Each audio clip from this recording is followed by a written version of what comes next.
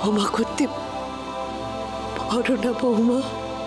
আপনি আমার গুরুজন মা, আপনি আমার কাছে ক্ষমা চাইলে আমার যে বড্ড পাপ হবে মা।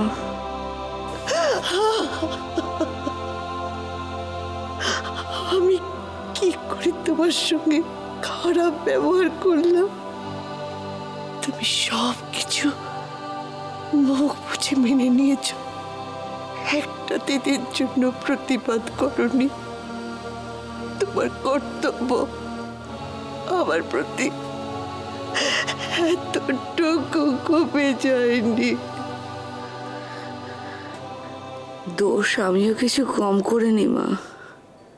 আমি অনেক আগেই আমার এই ভয়ঙ্কর নোংরা অতীতটা আপনাকে জানিয়ে দিতে পারতাম, এবারে সকলকে জানিয়ে দিতে পারতাম, কিন্তু কেন বলিনি জানেন?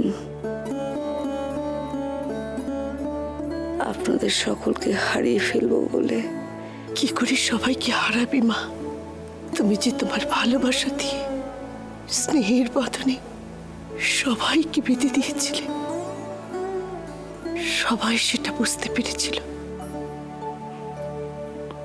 শুধু আমি বুঝতে পারিনি। আমি অন্ধ ছিলাম, আমি অন্ধ ছিলাম। মা, আপনি আমায় স্বীকার করুন মা। আমি যেন প্রত্যেকের মঙ্গল কামনা করতে পারি, এ পরিবারের প্রত্যেককে আমি আমার নিজের থেকে যেন বেশি ভালোবাসতে পারি। আমি শুধু ঠাকুরকে একটাই প্রার্থনা করব, পরজন্মে তুই আমার মেয়ে হয়ে কোল আলো করে আমার কোলে ফিরে আসবি।